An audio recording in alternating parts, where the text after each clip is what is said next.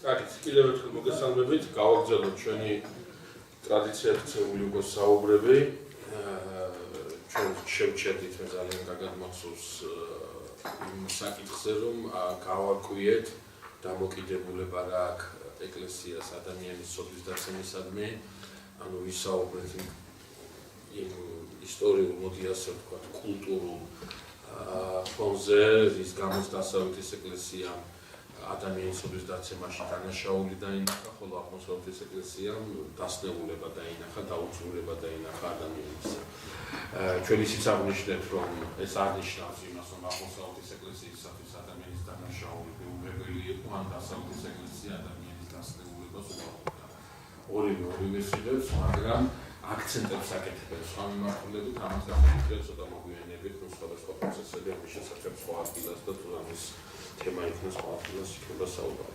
ახლა ჩვენ დღეს ძალიან მნიშვნელოვან დეტალს უნდა შევეხოთ, ძალიან მნიშვნელოვან დეტალს, რითაც პრაქტიკულად განსაზღვრავთ იმ თემატიკას, რა თემატიკაც გვექნება პრაქტიკულად მაცხოვრის აღდგომამდე, სულ ეს აღდგომის შემდეგაც თავისთავად ცხადია, მაგრამ განსაკუთრებულად წინა პლანზე წამოიწერს სწორედ ეს მომენტი, რომელზეც ვისაუბრებთ. ახლა ჩვენ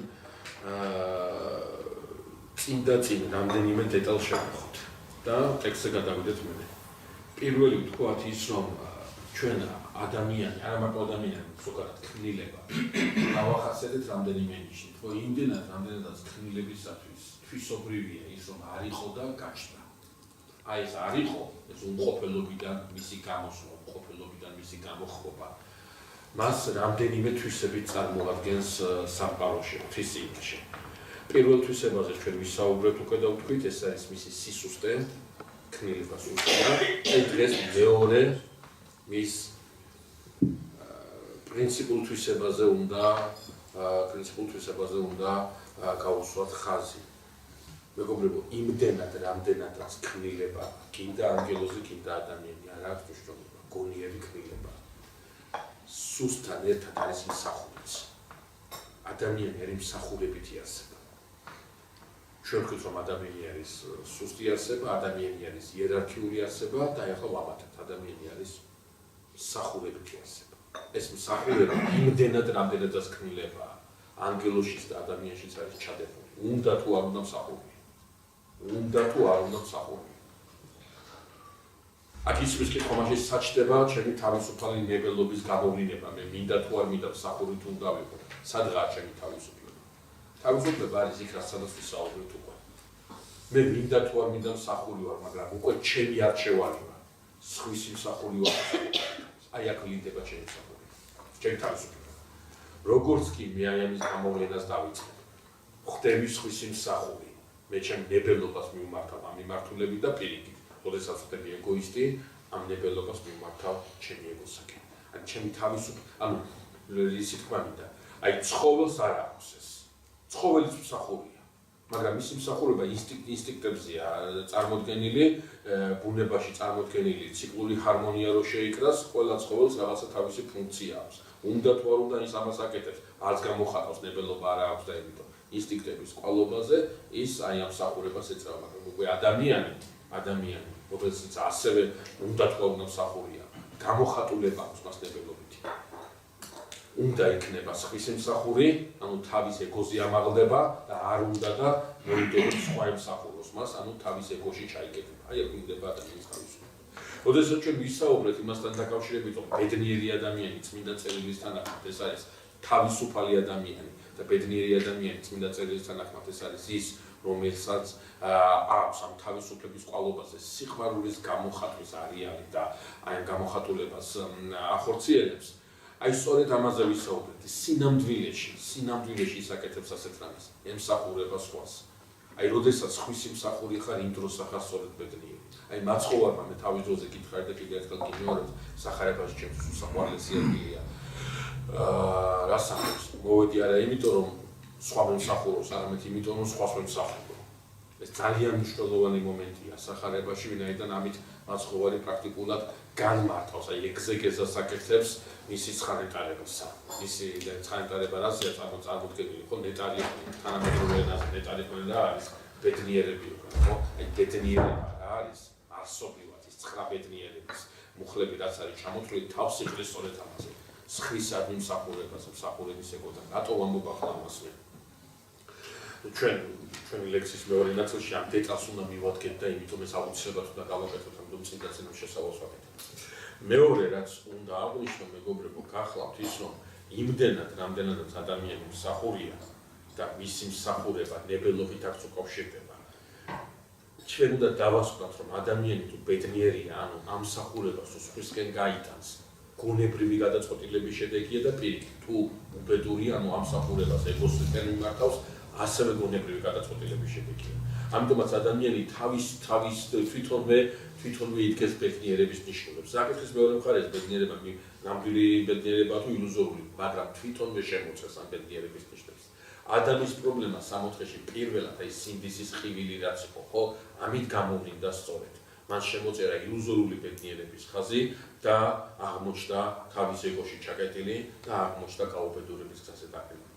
აი ახლა ჩვენ ამ თემას დავუბრუნდებით, თავისთავად ხათი ახლა ტექსტი ჩავთვალოთ და კიდევ დავუბრუნდეთ ამ თემას. ტექსტში რაც გულისხმობ.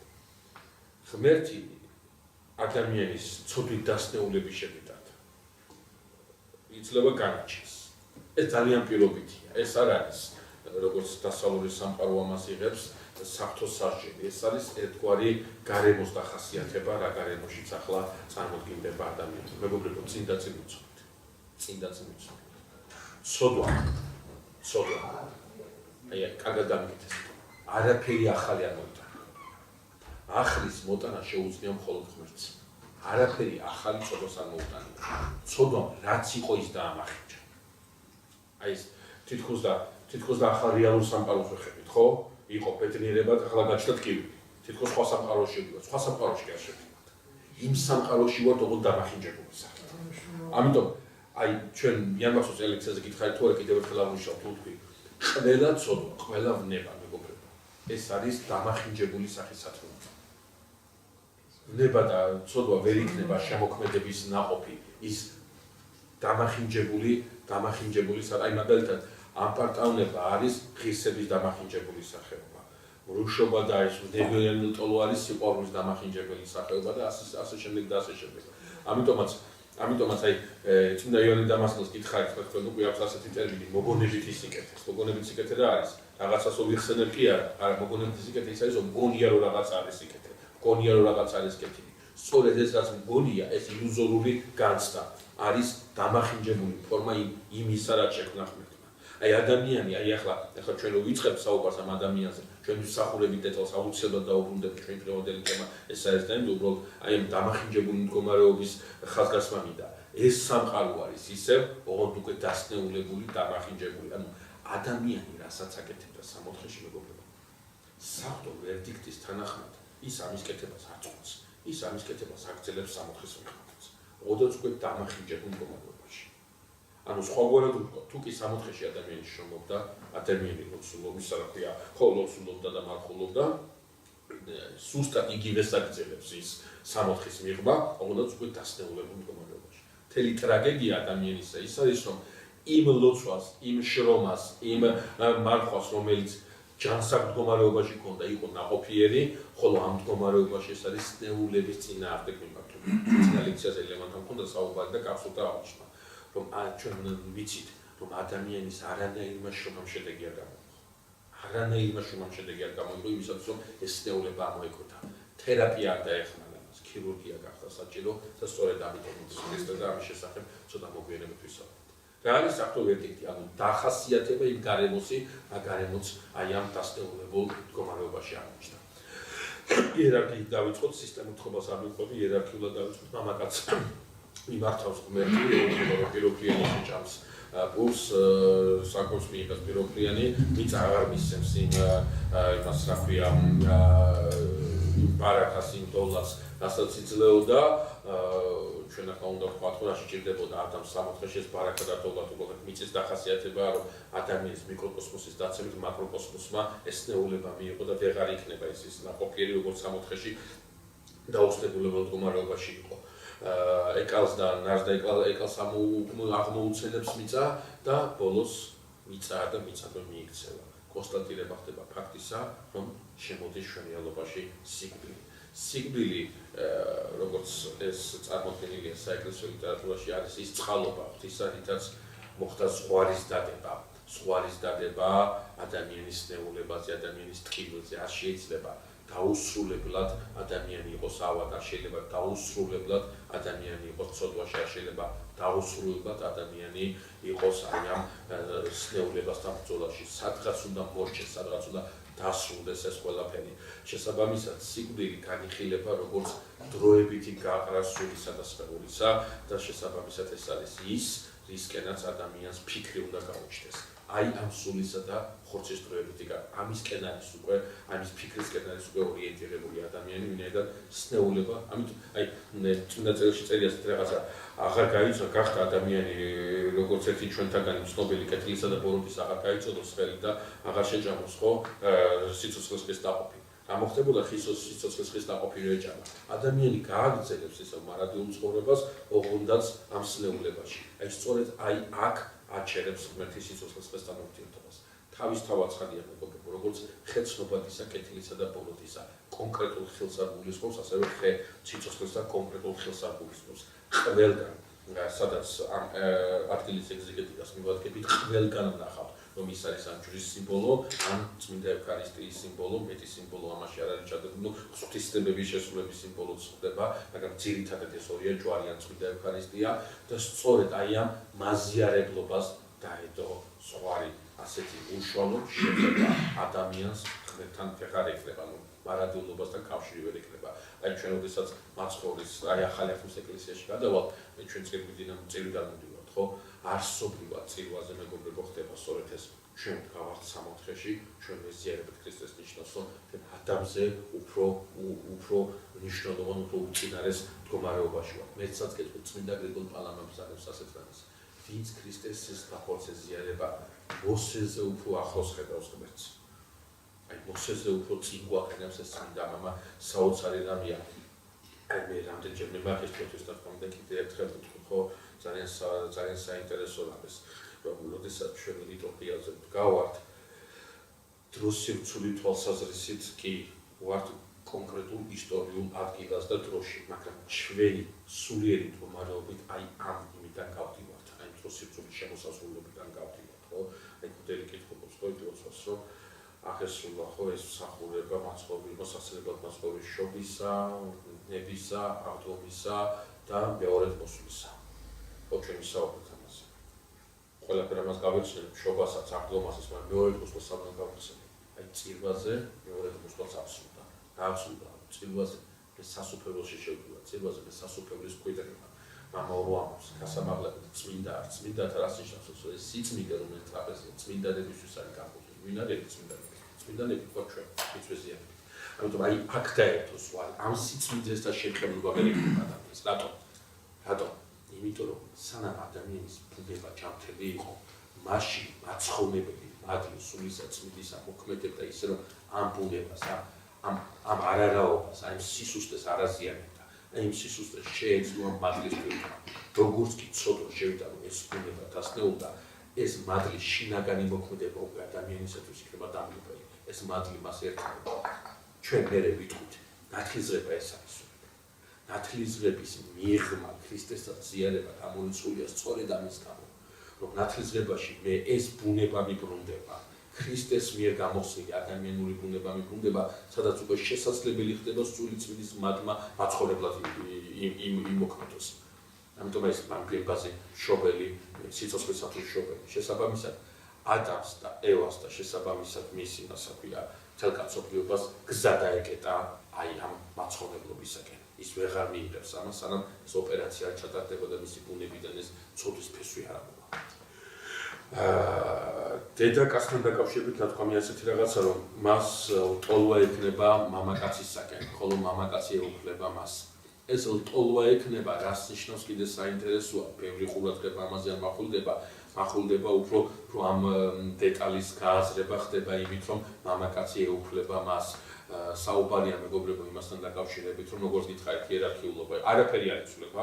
როგორც მამაკაცი თავი იყო სამოთხეში, ისე მამაკაცი თავი რჩება სამოთხის მიღმა, მაგრამ უკვე ეს ურთიერთობა მავად მყოფურ დამოკიდებულებაშია წარმოდგენილი. თუ თუკი სამოთხეში ეს იერარქიულობა არაფერი იმის სახე დისკომფორტის მომტანი არ იყო, უკვე ცოდვა, ცნეულება, აი ეს იერარქიულობა ძალიან მძიმე საზიდ ტვირთად აქცია. თავისთავად ქრისტიანობა ამ ტვირთს ისე ხსნის, არა არის მამაკაცება, არა არის დედაკაცება, როგორც ამას თუნდა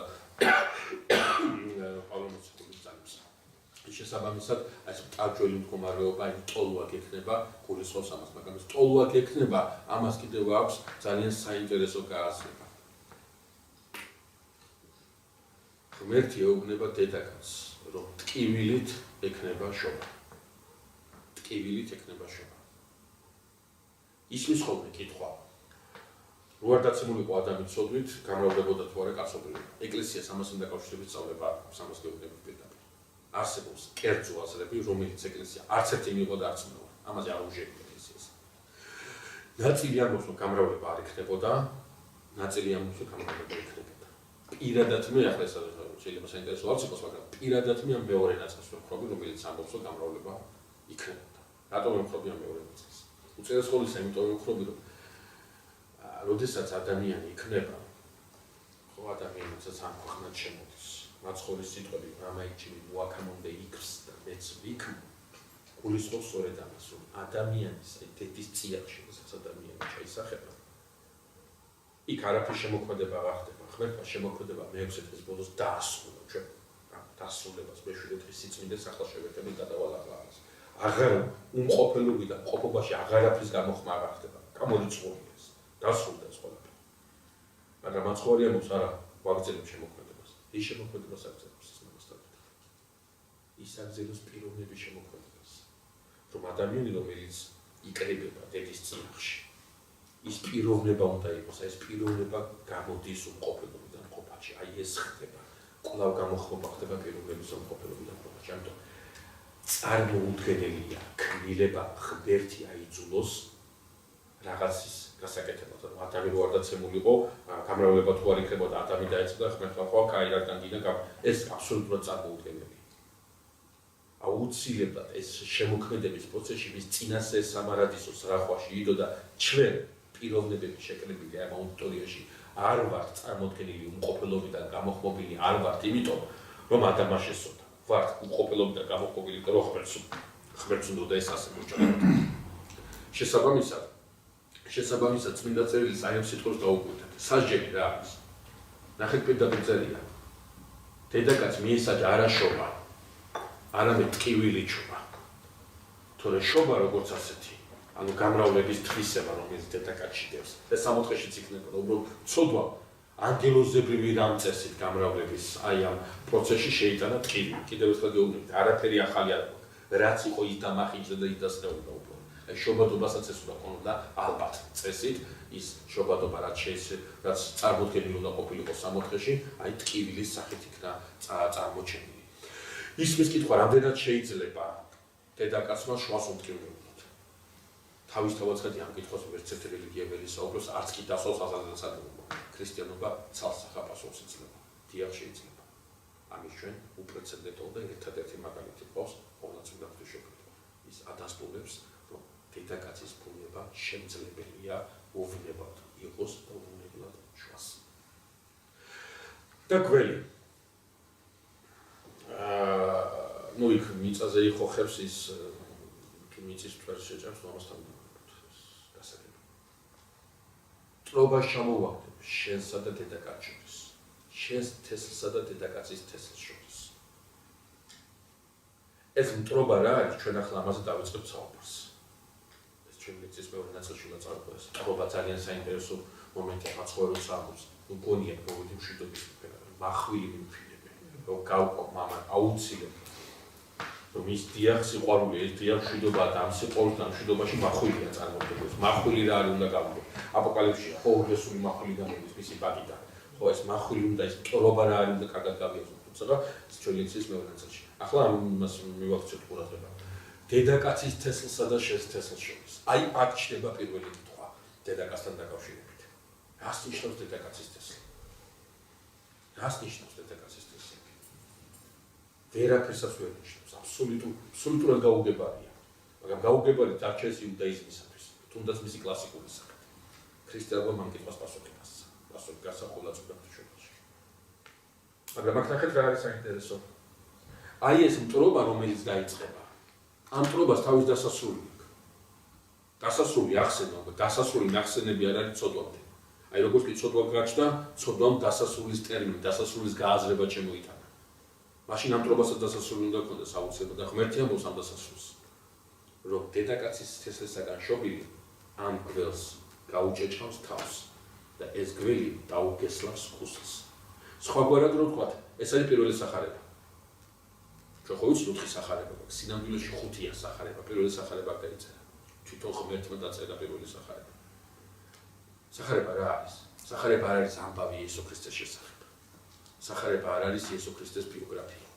სახარება არის სასიხარულო ამბავი იესო ქრისტეს შესახებ. ამიტომ ჩვენ სახარებაში არ ვიცით 12 წელს მაცხოვარი ვიცით ღვთისმშობელმა მოუყვა სავარაუდოდ ლუკა მახარებელს და დაწერა ეს ეკლესია გადაწყვეტილი. სულ არ ვიცით 3 წელს მაცხოვარია, 17 წელს მაცხოვარი ასაკეთებდა. არაფერი სასიხარულო ამაში არ დევს და იმიტომ სასიხარულო სხვა რამეში დევს. 33 წლიდანაც 30 წლიდანაც დაიწყო 33 წელში გაასრულა. ნუ სახარება სასიხარულო ამბის უწყება ბლაგაიების რაც არის ხო უსულად თქვა ეს სასიხარულო ამბის მიტანა ევანგელიოდანაც არის ხო აი ეს ყველაფერი გულისხმობს რაღაცა ისეც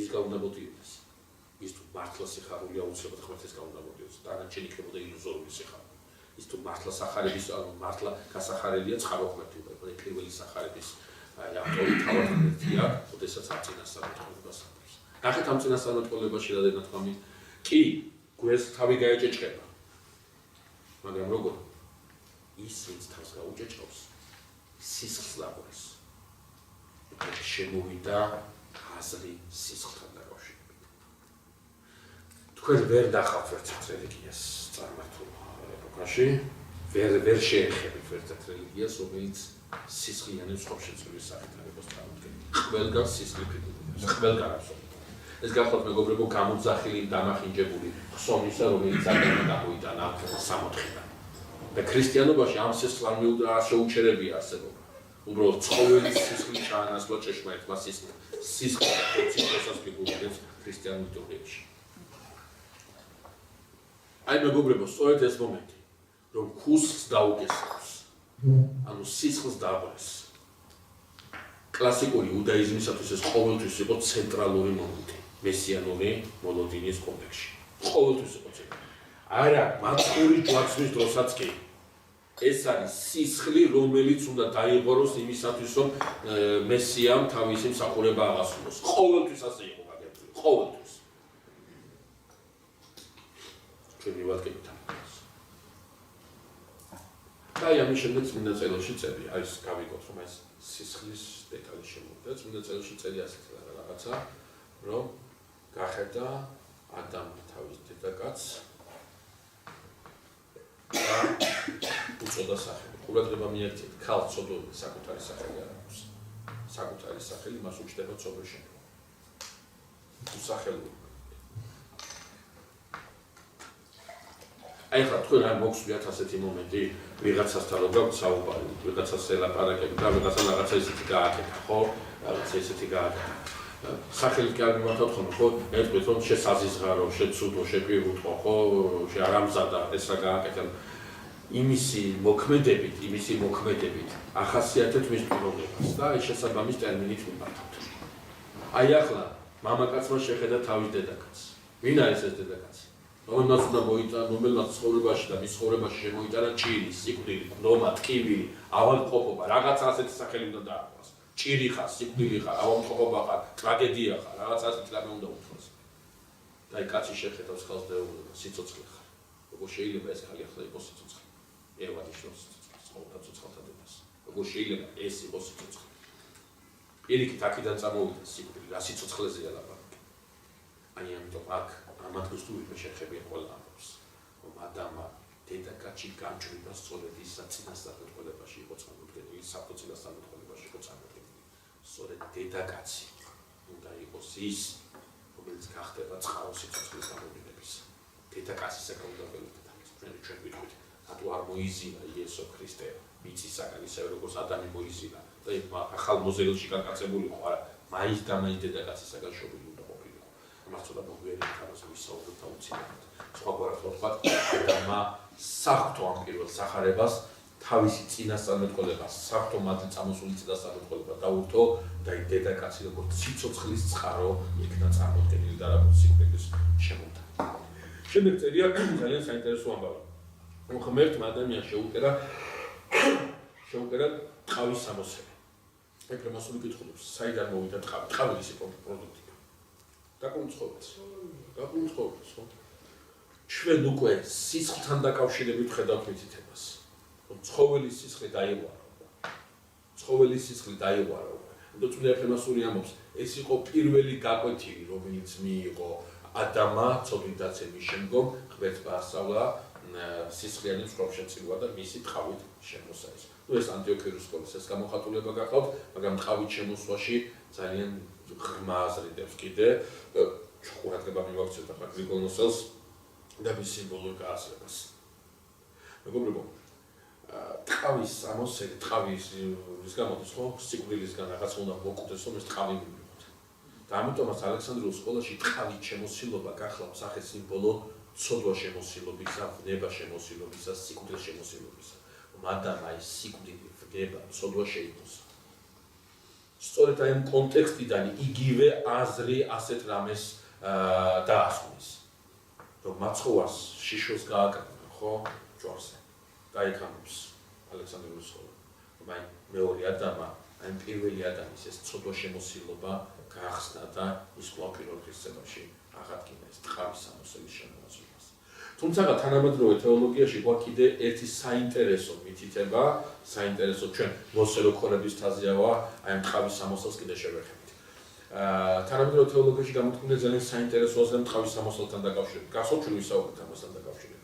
რომ ღმერთმა ტყავის სამოსელით ადამიანს დრო წერია წინაწილში აეხილა ადამიანს თვალები და დაინახა რომ შეშველი იყო აეხილა თვალები და სიჩნობს.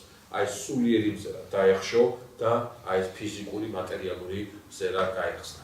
აი აქედან მოკიდებული მეგობრებო, აი ეს ტყავის სამოსელი ჩვენს სულიერ იმას ჩამოფარებულებს. აღარ შეიძლება შეხება გქონდეს იმ სამყაროსთან, იმ საკრამენტალურ სამყაროსთან, რომელიც სამყაროსთანაც ასეთი აქტიური და უშუალო შეხება ჰქონდა ადამიანს. უკვე მავნებელია ეს. ადამიანისათვის ეს მავნებელი არ არის ცოდვით დაცემამდე, ვინაიდან მანამდე ადამიანი არის ჯანმრთელი და ადამიანის სულიერ ჯანმრთელობისათვის ეს მავნებლური არ არის, მაგრამ როგორც კი დაავადდა ადამიანი, როგორც კი სნეულება შევიდა მასში საკრამენტალურ სამყაროსთან, აი ასეთი უშუალო შეხება ადამიანს აუცილებლად ჭკუიდან გადაიყვანს, ამიტომ ეს წყალობა ისე ღვთისა და აი ამ თვალს, აი ამ გონების თვალს ტყავის ფარდას ჩამოაფარებს ღმერთი. აი გითხარ კიდევ ასე ვთქვათ წინა შეხვედრაზე, მაგია სწორედ ამითაა დაკავებული. აი ამ ტყავის სამოსელს ამ ფარდას თვითნებურად აფრიალებს. ახლა გადავიდეთ ჩვენი ძირითად საკითხზე, რომლის გამო ჩვენ გავიწყეთ სწავლა და მე ვთქვი, რომ ადამიანის მსახურებითი არსება. მეგობრებო, საქმე ის გახლავთ, რომ ადამიანის მსახურება წარმოდგენილია ორი სახით. აი ნახეთ ბიბლიაში დაწერია. ღმერთი პირველ დღეს ხვის და კარგია ამბობს, მეორე კარგია, მესამე კარგია, მეექვსეზე ადამიანს რო შექმნის, იტყვის ძალიან კარგია, მაგრამ მეშვიდე დღეზე ამბობს ასეთ რაღაცას, რომ დაისვენა ღმერთმა, ხვდებით რომ ღმერთი არაფერზეა დასასვენებელი არ არის, ღმერთს დასასრულებელი და ღმერთი არ ყოფილა, დაისვენა ღმერთმა ნიშნავს, რომ აღარაფერს აღარ გამოიხმის სრულყოფილობიდან, დასრულდა. აი ებრაულ ბიბლიაში გვაქვს ორი ზმნა, ასა და ბარა. ერთი ზმნა ნიშნავს არაფრისგან რაღაცის შექმნას, ხოლო მეორე ნიშნავს რაღაცისგან კიდე რაღაცის გაკეთებას. აი ეს პირველი ეს ასაზმნადაც არის, ხო? აი ეს შეწყდა. უმყოფელობიდან ყოფობაში გამოხმობა შეწყდა. თორე უკვე არსებული და რაღაცის გამოძერწვა ეს პროცესი გრძელდება, ამაში არ არის პრობლემა. საფრთხო შემოქმედება აქ არ დაწყვილ გოდოსელის თანახმად. საფრთხო შემოქმედება მოდის სწორედ გულისხმობს სწორედ უმყოფელობიდან გამოხმობას, ანუ კანონზომიერების, თვისებების წარმოქმნას, ლოგოსების წარმოქმნას. მერე თვითონ ეს სამყარო უწესრიგებულ ფორმაში იღებს იმ ფორმას, აფორმასაც იღებს. აი ამ მეშვიდე დღეზე ნათქვამია არა მარტო ის, რომ ღმერთმა დაისვენა, რომ შეწყდა ეს შემოქმედება. სინამდვილეში შემოქმედება კი არ შეწყდა. რაღაცა ახალი შემოქმედება დაიწყო. აი დასვენებით, აი ამ შეწყვეტით, ახალი რამე იწყება და ღმერთი ამას პირდაპირ მიუთითებს ბიბლიაში ამ სიტყვებით. წმინდა ხოდა აკურთხა ეს. საინტერესოა. პირველი 6 დღე არის წმინდა. როგორ შეიძლება რომელიმე დღე არ იყოს წმინდა საფრთხე შემოქმედების შედეგია სულ ყველა, მაგრამ ყოველთვის არა, აი ეს დღეა წმინდა. მხოლოდ ამ დღესთან დაკავშირებით არის ნათქვამი, რომ ის არის მოთხოვნილი. იმიტომ ჩვენ ერთასე ძალიან საინტერესო დეტალს შევხვდით. მეგობრებო, ჩვენ ახლა ვიტყვით და დავასვით ასეთ რამეს, რომ რელიგია ეს არის ადამიანის აზროვნების განსაზღვრის აუცილებელი საშუალება. როგორი რელიგიაც ამათ ისეთი აზროვნება. და ჩვენ ვივალთ ასეთ დასკვნამდე, რომ რელიგია, რომელიც წარმოუდგენელია ღვთისმსახურების გარეშე, სწორედ ღვთისმსახურებით განსაზღვრავ მე როგორი აზროვნება. აი როგორი ღვთისმსახურებაც ამათ ისეთი რელიგია მაქვს და როგორი რელიგიაც ამაქვს ისეთი ღმერთი მყავს. მაცხოვრის სიტყვები მრავალი მეტყვის მას დღეს აშინა უფალო და უპასუხებ არ გიცნობ თქვენ. ამას გულისხმობს. შეიძლება ბევრი ამბობდეს, რომ ქრისტეს ემსახურება, მაგრამ გამოგონილი ღმერთი ყავდეს და იმას არ ყოფდეს ქრისტეს. ეს არ იყოს ისე ისტორიული იესო ნაზარეველი, რომელიც მოვიდა. არამედ თავის შეთხზული ქრისტე ყავდეს მას. აი, ღვთისმსახურებაში ვლინდება სწორედ მე ჩემი ღმერთი გამოვიგონე, თუ მე ჩემი ღმერთი ის ღმერთი მყავს, რომელიც ისტორიული ღმერთია. და ეკლესიის საიდუმლო, ერთ-ერთი საიდუმლო აღსარება მე სწორედ აი ამისაგან ვიფარავს, რომ მე გამოგონე ქრისტეს არ ვმსახურებ. დაუბრუნდე ისტორიული ქრისტეს, ეს ძალიან საინტერესო დეტალია. ნახეთ დააკვირდით, ყველა დღის მსახურება, ყველა დღე არის წმინდა, მაგრამ განსაკუთრებული არის მეშვიდე. მოდი დავწერთ ერთი ასეთი კითხვა, ძალიან ბანალური, არაფერი ამაში საინტერესო არ დევს, ყველას ერთი აზრი გვაქვს ამასთან დაკავშირებით, მაგრამ აზრის გამოსათქმელად დავწერთ ეს კითხვა. აი მაგალითად მე ჩემს ნაცნობზე და ჩემი ოჯახის წევრებზე ვილაპარაკებ, არავინ არ მიიღოს თავის თავზე. აი მაგალითად წარმოგიდგენთ ექიმი, რომელიც 24 საათი ტაძარში დგას, სანთლების დანთებით არის დაკავებული, ბევრ მამაოს იცნობს, მე მამაოს ნახავს და შორიდან გაექანება, რომ სხვის დასანახავად ნახოს, რომ რამდენად ახლოს ამ მამაოსთან და როდესაც ავადმყოფი მივა მასთან, სნეული მივა მასთან, ამ სნეულს უყურებს, როგორც ნადავს, რომლისაგანაც შეიძლება მაქსიმალურად გამოწოვოს რაღაცა ხარჯები, რომ მეტისადებელი მიიღოს. ან და პედაგოგი, რომელიც აუდიტორიაში შედის და აუდიტორია მისთვის არის რაღაცა დიდების, რაღაცა პატივის მიღების, რაღაცა ფინანსური სარგებლის საშუალება და სულ არ ფიქრობს ამ აუდიტორიაში თავისი მსახურება გასწიოს. მაგრამ სამაგიეროდ არ ტოვებს არც ერთ წირვას, არ ტოვებს არც ერთ ლოცვას, ძალიან დაკავებული ამ სანთლების ფრიალით აქეთ-იქით. ვის შეუძლია და ვის აქვს უფლება თქვას, რომ ეს ადამიანი არის ქრისტიანი და ეს ადამიანი ემსახურება ქრისტეს. მე პირადად შემასკერებთ და ვიტყვით ამბობთ. არაფერი საერთო ასეთ ადამიანს არ აქვს არც ქრისტესთან, არც მის ეკლესიასთან. აბსოლუტურად არაფერი. მაგრამ მეორე მაგალითს თუ ავიღებთ, იგივე მიმართულებით. ადამიანი, რომელიც კვირაში ერთხელ ახერხებს ყოველ წირვაზე მისვლას, სულ ასალია ამ მსხვილი სათლების ფრიალი და შეიძლება ერთად მამაოს იცნობს და მეც არ იცნობს და იმასთან ძალიან გონიდებულია. მაგრამ თავის პაციენტს გადაყვება და თავის პაციენტის გულისთვის დაიკლებს ბევრ რამეს და ბოლომდე ემსახურება. პედაგოგი, რომელიც თავის აუდიტორიას ხედავს საფხურების არეალად აღიქვამს და თითეული სული მისთვის ჩაბარებულ სულად მიაჩნია, რომელზეც პასუხი უნდა აუოს ღვთის წინაშე. მაგრამ არა აქვს ასეთი ისა ქვია ფართო ნაცნობობა სასულიერო დასთან. არის თუ არა ეს ქრისტიანი, პირადად ჩემთვის ხეს ქრისტიანი. რატო უბრალოდ? მისი რელიგიური, აი ეს ამ ადამიანების რელიგიური ემოციები გამოიხატა მსახურებაში სწორედ. რა მსახურებაც აქვთ ის ღმერთი ყავთ. როგორც გამოაქვთ აი ეს დამოკიდებულება სხვისადმი, სწორედ ის ღმერთი ყავს მათ. ამიტომ წარმოუდგენელია ამ მსახურების მიღმა. ჩვენ რაღაცა რელიგიაზე ვისაუბრობთ. ამ მსახურებით ვახასიათებ რელიგიას, ამ რელიგიით მე ვახასიათებ ჩემ ღმერთს. მაგრამ სწორედ აი აქ ამ ადგილას ჩვენ უნდა ვთქვათ ერთი რაღაცა, რომ რაც არ უნდა პატიოსანი ვიყო, რაც არ უნდა მორალურად მაღალ საფეხურზე ვიდგე. მე ჩემს სიკეთეს ნაყოფს ვერ გავუვაღებინებ, თუ კი ეს ყველაფერი არ მივიტანე მეშვიდე დღის მსახურებაში. რა არის მეშვიდე დღის მსახურებაში? მეგობრებო, ჩვენ ყოველდღიური მსახურება გვაქვს, მაგრამ გვაქვს ასევე როგორი მსახურება? ლიტურგიკური მსახურება.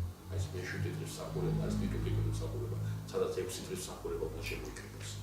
უფრო მართებულად ვიტყვი. ამ მეშვიდე დღე უნდა განსაზღვროს 6 დღის მსახურება. როგორ მსახურობ მე ლიტურგიაზე, როგორ მსახურობ უფლის წინაშე, ზუსტად ისე ვსახურობ ჩემი მოპასის წინაშეც. ეს არის ჩემი საზომი, საღვთო ევქარისტია, მასში ჩართულობა. ეს არის ის საზომი, რასაზომითაც ჩემს მოვაქცევებ ყველა მსახურებას.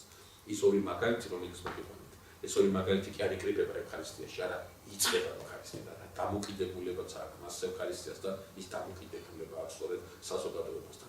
ამიტომ მაცხოვარი მოამბობს, გახსოვთ ჩვენი საუბრით ამაზე უფრო გაგახსენებთ. მაცხოვარი ამბობს, ვისაც უყვარს მამა, დედა, ძმა და ჩემზე უფრო ის ჩემი ღირსი არ არის.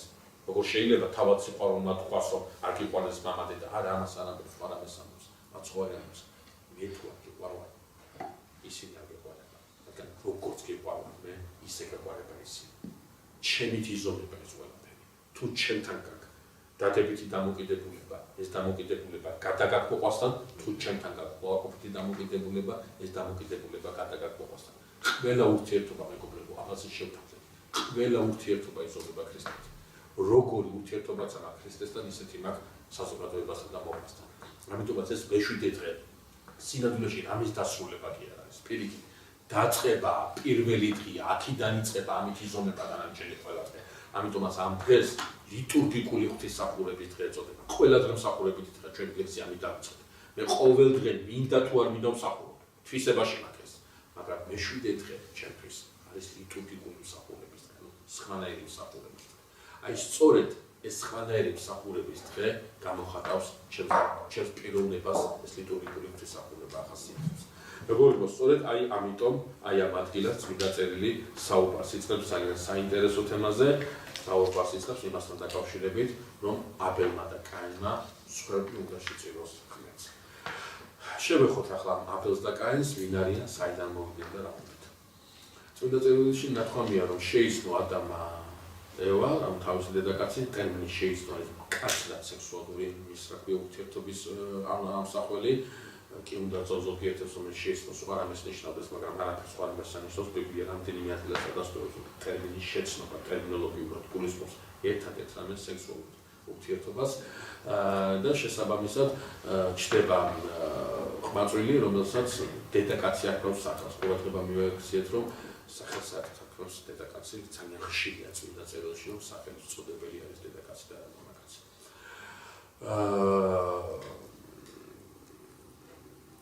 კაცი შემეძინა მეუფლისაგან. ანუ ბავშვი გამიშტა, არა იმიტომ რომ ჩემთვისებაში ეცან და მამაკაცთან ვიძექი. არა, იმიტომ რომ ღმერთმა სამით აღიარება არწმენისა, რომ ღმერთმა ღმერთის წყალობა, შვილიერება და ადამიანის უნარი და ადამიანის, რა ქვია, მონდომების ის რაც უნდა მოინდომოს ადამიანმა შეიძლება ღმერთმა შვილი არ მოსცეს. კაინი საკუთრებას ნიშნავს. რაღაცის გასაკუთრებას, რაღაცა რო არ არის შენი, და იყო შენი და დაგიბრუნდება.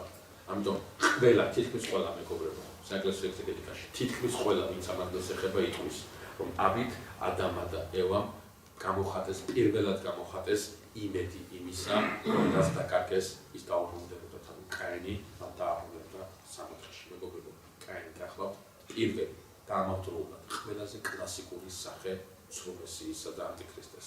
რატო ამას ვნახავთ აუცილებლად. მეორეში ვსვია აბელი. აბელი ნიშნავს ამაოებას, ქროლვას, აი რაღაცა როა დახოვებული და ქაიდოდ დაბერავს და გახვეტავს ამას ყველაფერს არაფერს არ დატოვებს.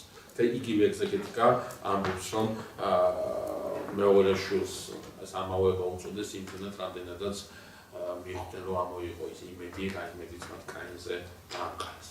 მეგობრებო, რასაც ახლა მე ვიტყვი, ეს ეხება კონკრეტულად კაინსა და აბელს. და შეიძლება მისი გამრცობა, შეიძლება მისი განზოგადება, განზოგადოება სხვა პიროვნებებზეც. პრეისტორიული ხანა, ზოგადად ყველა მეცნიერება თანხმდება ამაზე, იქნება ეს ისტორია, იქნება ეს არქეოლოგია, რომ პრეისტორიული ხანის წყაროები უნდა გაგებული იქნას, გააზრებული იქნას მათი სიმბოლოების ყველაფერზე ვიდრეიდან ძალიან აქტიური იყო ამ დროს სიმბოლოების ენა და შესაბამისად ამ წყაროს პირდაპირ გაგება ყველა წარმოუდგენელია და ყველა მიუღებელია. ამიტომ ჩვენც სწორედ ამ მეცნიერულ მეთოდს მიმართავთ და საეკლესიო ეგზეგეტიკა სწორედ ამით არის დაკავებული და ყურადღებას აქცევს თითოეულ სახელს, ყურადღებას აქცევს თითოეულ იმას აქ ტოპონიმს, თითოეულ ფრაზას, რომელმაც შეიძლება რამეს სიმბოლო მოგცეს და იმ დროინდელი მდგომარეობა დაგვეხასიათოს. კაინთან დაკავშირებით მეგობრებო, ნათქვამია, რომ არის მიწის მუშაკი, ხოლო აბელი არის მწყემსი. აი ეს ორი უძველესი პროფესია, რომელიც წარმოდგენილია ბიბლიის ფურცლებზე, რითაც ადამიანის საქმიანობა დაიწყო სამოთხის მიღმა. ორივე პროფესია, ორივე მიმართულება. მეჯოგეობამაც და მიწათმოქმედებამაც. კოლოსალური წვლილი შეიტანეს წარმართული რელიგიების ჩამოყალიბებაში, მაგრამ არის მესამე პროფესია კიდე, არის მესამე საქმიანობა კიდე. რომელიც დაკავდა ადამიანი და რომლითაც უწინარესხულისა გაიჟღინთა წარმართული რელიგია. ეს მესამე სახეობაში ცოტა მოგვიანებით შევეხებით, ეს არის მონადირეობა, მონადირის კულტმა ძალიან ბევრი შეიტანა, პრაქტიკულად არ არსებობს რელიგია, სადაც მონადირის კულტისაგან, მონადირეობის საქმიანობისაგან დახდასული არ იყოს რელიგიური კულტი, ასეთი რელიგია არ არსებობს, საერთოდ ძალიან საინტერესოა ეს ყველაფერი. ამის შესახებ რამდენადაც დავჭირდება, ცოტა მოგვიანებით შეიძლება დავწეროთ ცოტა. მიწის მოქმედი და წყევსი. მეგობრებო, კაინის მიწის მოქმედება ასეა დანახული. კაინი ჩიჩქნის მიწას, რომელიც მიწას დაწყევლა ღმერთმა.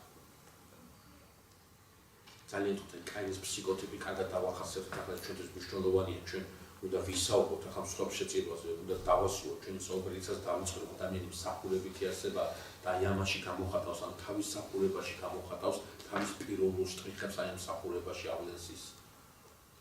კაინი მიწის მუშაკია, კაინი ჩიჩქნის იმ მიწას, რომელიც დაწყევლა ღმერთმა.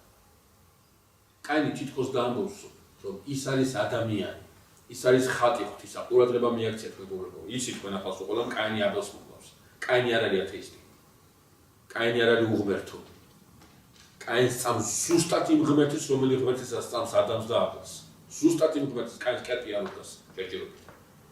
ეს ძალიან საინტერესო მომენტია. თუ ჩვენ მიგითხარით, რომ სუნესის და ანტიქრისტის კლასიკური სახეა კაინი და ძალიან თუთა ნენელაკიდან წავიყვანოთ, ასე რამდენადაც შესაძლებელი იქნება. არავინ იფიქროთ, თქვენ ახლა აკარებს შემოანგრევს ვიღაცა და შემოიყვანს ვიღაცას და ითქვას, რომ ეს ქრისტე და თაყვანი ეცითო, ასე დებილობას არავინ არ გააკეთებს. მე თუ კითხულობ ანტიქრისტე უნდა მოვიდეს, ის ანტიქრისტეს კითხულობს ამას. იმან იცის როგორ უნდა მოვიდეს. ჩვენთვის თავარია გავიხოთ ყველაზე მნიშვნელოვანი რაღაცა, რა არის ეს, ისიც არ უნდა მოვხდეთ, თუმცა რაც მინდა წერილი მეუბნება რჩეულების ნულებია. აი კაინთან დაკავშირებით უნდა დავიწყოთ საუბარი და ვთქვათ, რომ კაინს ზუსტად იმ ღმერთის სწამს, რომელიც ღმერთისაც აბელს და აბელს სწამს. მაგრამ კაინის აზრში რა იკვეთება, იცით მეგობრებო? კაინი ამბობს, რომ ადამიანია ის, ხატია ღვთისა. ის აი ამ მიწას უნდა ეუფლოს, მიწამ კი არ უნდა იბატონოს მასზე, ის მან უნდა იბატონოს მიწაზე, ამისთვის ადამიანი შექმნა. ეს მიწა, რომელიც ახლა უნაყოფოა, რომელიც ახლა აღარ არის ისეთი, როგორიც იყო იმ დროს, რომელ დროზეც მას მშობლები ელაპარაკებიან. როგორ შეიძლება ეს მიწა დარჩეს ასეთი, როგორ შეიძლება ამ მიწამ აჯობოს ადამიანს, ადამიანი ხო ღვთისმსახურია, ადამიანი ხო დაყენებულია იმაზე წინ, რა ქვია, ყველა კვილებაზე წინ, არ შეიძლება მიწამ აჯობოს ადამიანს, ადამიანი გონიერი არსება, ამიტომაც ამ მიწას ახლა ისე მოჩიჩქნეს, იმგვარ კულტივირებას გაუკეთეს. იმგვარ რაღაცას გააკეთეს, აი მიწას იცულებულს გახდის, კეთილს ანებებინებს და ნაყოფებს მიაცემებს. იმ ნაყოფებს, რომელ ნაყოფებსაც კაინი მოინდომებს. შეცვლილა წელში არ ვიცით, რა ნაყოფებია საუბარი, მაგრამ არ არის გამორიცხული ადამს თავისი რელიგიური განცდების გადაცემისას თავარ ნაყოფებზე გაემახვილებინა ყურადღება. დიახ, კაინი ამბობს. კაინი არ დაუშვებს იმას, რომ ეს მიწა 60-ით არ იყოს. კაინი ამ მიწას 60-ით აქცევს. კაინის აზრში ჩდება იდეა 60-ის მიღმა 60-ში ნების. აი ეს არის ანტიქრისტე. აი ეს არის ანტიქრისტე. ასობრივად ეს არის ანტიქრისტე. ღმერთის გარეშე მოგცეს იმას, რასაც ქმედება ღმერთი. მისი გამოცნობა ხდება ამით სწორედ. ასობრივად. არ შეიძლება ანტიქრისტეს აი მამათა ლიტერატურაში ჩვენ ხო ანტიქრისტეს უწოდებენ ლენინსაც, ნაპოლეონსაც, ხო ყველაფერს რატო აი ამ რა ერთიანებთ ამ მარტო იმის წყურვილი, რომ ძალაუფლებაში იყო დიდება ხოდეთ იმპერიები ვაშენ მარტო ეს არა მათი პირობება შეხედა. დაპირება ქვეყნიური ბედნიერების სამივე ტოტალიტარული იდეოლოგიის ერთობლივით სამი თვისება ქრისტიანობის სიძულვილი მთელი დედამიწის უკლებლივ დაუფლება, ანუ არც ერთი არ ამბობს აი ეს კონტინენტი მეყოფა. და მესამე დაპირება ამ ქვეყნიური ბედნიერების მარქსიზმიც, ფაშიზმიც და ლიბერალიზმიც გვირდება არც ერთი რელიგია მაგას არ ნიშნავს. თვითონაც რომ იგეთ, როგორ დამახინჯებულად. საქმეც ეს არის. არც ერთი იმპერია ბოროტებაზე დგას, მაგრამ არც ერთი იმპერია არ შენდება ბოროტების იდეით. ყველა იმპერია შენდება, რომ კულტურული ერთობა მოიტანოს სოფლიოში და თაკო რომი დაიყო. სპარსეთის იმპერიას რა უნდა. კი, ეს ხორციელდება დაპრობითი ომებით, ამაზე არ მაქვს საუბარი, მაგრამ არსი ეს არის კულტურული დომინირება და ერთ წიაღში შემოგრება კაცობრიობის. აი ეს მინდა. დაპყრობით თუ შეწყალებლობა ახასიათებდა სხვათა შორის. ჩვენ გვაქვს საქართველოს ისტორიაში, აღმოსავლეთ საქართველოში განსაკუთრებით როცა კემედუდური ირანის შარდა დაპყრობით ეს მერე საოცარი შეწყალებლები იყვნენ ადგილობრივი ომის იგივე ჩვენი წინაპრებთან მიმართებაში. ჟინა. იგივე თუნდაც ირანელები ანუ თქვენ რასაც მძანეთ რომ დაპყრობითი ომები იყო, მაგრამ როგორც კი დაიპყრო და მე უკვე სიყვარულში გადადიოდნენ. და როგორც თქვენ წყარატინავთ მშვიდა ვიცხოვროთ ერთად. იმიტომ რომ მიდიოდა უკვე კულტურული ექსპანსია. ხო, რა თქმა უნდა, ანუ სიყვარულით ლუდის და გიწევს ამაში. ანუ მე ისე თქმა მინდოდა, მე საერთოდ მყავს ეს საუბარი რომ კაინის რელიგია, კიდევ ერთხელ კაინი იმ ღმერთს ადიდებს, რომელ ღმერთსაც აბელი და ადამიანი და კაინის რელიგია გულისხმობს ასეთ რამეს, რომ სამოთხის შექმნის სამოთხე შექმნის იმ ღმერთით როგორი დამოკიდებულებას თვითონ. ნახეთ კაინში რა არის პრობლემა. დიახ, კაინი არის მართალი, კაინი არის ხატი ღვთისა, კაინი არის ადამიანი, კაინი არის ადამიანი არის ის რომელიც უნდა ეუფლოს ამ ქვეყანას. დიახ, ეს ასეა. მაგრამ კაინში არ არის კაინის რელიგიურ აზრში არ დევს ერთი საინტერესო მომენტი. რა არის ეს? კაინი ყურადღებას არ აქცევს თავარ ამის. ასე ჩვენ ვთქვით სისხლის. კაინმა უნდა იცოდეს არა მისი ოფლი, არა მისი გონიერება აბრუნებს სამოთხეს, არამედ სისხლი აბრუნებს სამოთხეს. კაინმა ამ სისხლს ჩაანაცვლა თავისი გონიერება. შესაბამისად, ის ღვთისმსახური კაინი, რომელიც ახლა სამსხვილოს ააშენებს და იმ ღმერთს მიუტანს სხვებს, რომელ ღმერთსაც სხვებს მიუტანს აბელი და რომელ ღმერთსაც სხვებს წირავს ადამი. სინამდვილეში კაინს დადგმული ყავს კერპი. რომელია ეს კერპი? რა ქვია კერპს? ეს არის ადამიანური გონება. აი ეს გააღმერთა კაინმა, ადამიანური შესაძლებლობები გააღმერთა კაინმა. ჩვენ ნახავთ, რომ კაინის ცივილიზაცია, მომაშევეს შემდეგ შეხვედრაზე ნახავთ, რომ კაინის ცივილიზაცია ეს არის სხვა არაფერი თუ არა ადამიანურ შესაძლებლობებზე დამყარებული ძალმომრეობითი კავშირი. აი კაინის პრობლემა, გესმით? კაინის პრობლემა ის კი არა რომ კაინი გონიერია. დიახ, ადამიანი არის გამომგონებელი. არ შეიძლება ადამიანი არ იყოს გამომგონებელი. ადამიანმა აუცილებლად უნდა შექმნას, აუცილებლად უნდა იმოღვაწეოს, აუცილებლად უნდა გამოიგონოს, ეს მისთვისებაშია. არ შეიძლება ადამიანი ჩუნგივით იჯდეს, გამორიცხულია ეს. მაგრამ ეს ყველაფერი უნდა იყოს დამყარებული არა მის პირად რელიგიურ ემოციებზე, ამით გამოცხადებით ჭეშმარიტებაზე. მხოლოდ ამის შემდეგ შეიძლება ადამიანის გამოგონებამ მოქცეს შედეგი უწმიდესი ამბობს ხშირად, ხო? გიგანტური ნაბიჯები გადაიდგა ტექნოლოგიურ სფეროში და ადამიანის სულიერება ვერ მიყვანას.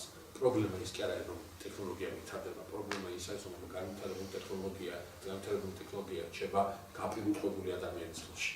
და რაში გამოიყენებს ის ამ ყველაფერს კიდე საკითხავია. იმ დღეს პოსტის დავწერეთ ჩემს Facebook გვერდზე, რომ ადამიანი გააპირუტყვეს და ახლა გაპირუტყვებული ადამიანის უფლებებზე, და ახლა პირუტყვის უფლებებზე ლაპარაკობენ.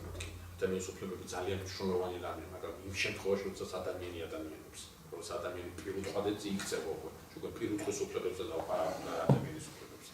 სწორედ აი ეს არის კაინის რელიგიის პრობლემა. კაინი მიდის თითქოს ერთ ღმერთთან, მაგრამ სინამდვილეში ყავს კერპი დასმული და ეს კერპი არის ადამიანური შესაძლებლობა. მეორე არის აბელი. აბელი ძალიან საინტერესო პიროვნება, აბელი მწყემსია. თუ კაინი ჩაშტერებულია ერთ ადგილას და კაინი ერთ ადგილასაა მიწებებული და აი ამ ერთი ადგილიდან უნდა ააშენოს მან რაღაცა დიდებულება, რაღაც საოცრება, არა აბელი ხეტიალებს. მეგობრებო, ტერმინი ხეტიალი სულთა ბიბლიური ტერმინია. აძიებულებას ნიშნავს. სულთა ბიბლიური ტერმინია. აბრაამი ეთქვის მეფეს, აბიბელეკ მეფეს, როდესაც ღმერთმა ამახეტიალა მამაჩემის სახვდას ხეტიალი, აი წყემსი იყო აბელი, წყემსი იყო აბრაამი, ისააკი, იაკობი, წყემსი იყო დავითი, წყემსი კეთილის სახელით მოაჩვენ იმას, წყემსი ძალიან აინტერესებს უნდა წერილს. და ეს ხეტიალი ხშირად გაგებულია როგორც აზრის ახეტიალება, გონის ახეტიალება, ახეტიალება იმ მიმართულებით, ამ მიმართულებითაც ახლა ხეტიალობს აბელი. აბელის რელიგია იმავე ღმერთისადმი დაწერებს ერთადერთ რას ნიშნავს ეს სისხლი, რომელმაც სამოთხე უნდა განიქმნას. აი ეს მამაჩემი რომ ელაპარაკება ამაზე, ამ ყველაფერზე, ამ ურთიერთობაზე, რომელიც შეწყდა და რომელიც სისხლით უნდა განახლდეს, რა სისხლზეა ლაპარაკი, ამ სისხლზე არის კონცენტრირებული აბელი. სულ ამ სისხლზე ფიქრობს მისი რელიგია, ამ სისხლის გარშემო ტრიალებს. ამიტომაც, როდესაც ღვთისმსახურებაზე იწყებს საუბარი, ანუ იმ მეშვიდე დღეზე იწყებს საუბარს წმინდა წერილი, სწორედ აი ამ იდეას წვდება ის თავისი თხრობით. ნახეთ წმინდა წერილში წერია, რომ გამოხდა ხანი, ეს გამოხდა ხანი შესაძლებელია თუ ის ყოველს რაღაც განსაკუთრებულ დღეს ან საახალწლო შეცვლილება იყოს ასეთი. და მიუტანა სხვადლი კაენმა და აბელმა უფალს, კაენმა მიუტანა მიწის ნაყოფები, აბელმა მიუტანა ნაყოფები. მეგობრებო,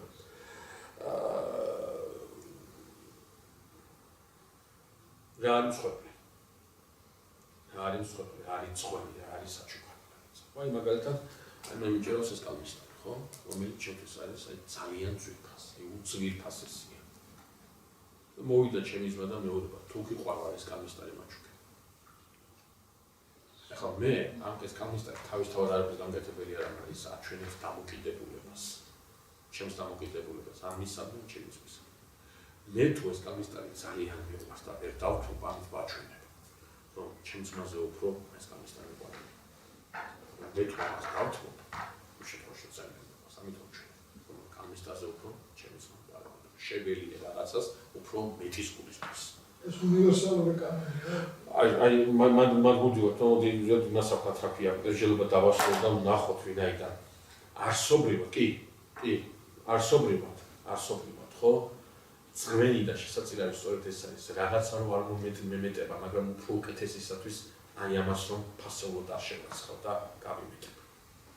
რაღაცა ისეთი ჩემი რომ მინდა იყოს, მაგრამ სხვას. რა არის ადამიანის ცხოვრებაში? ყველაზე ძვირფასი რომელსაც ყველაზე ძნელად შეიძლება გაიმეტოს.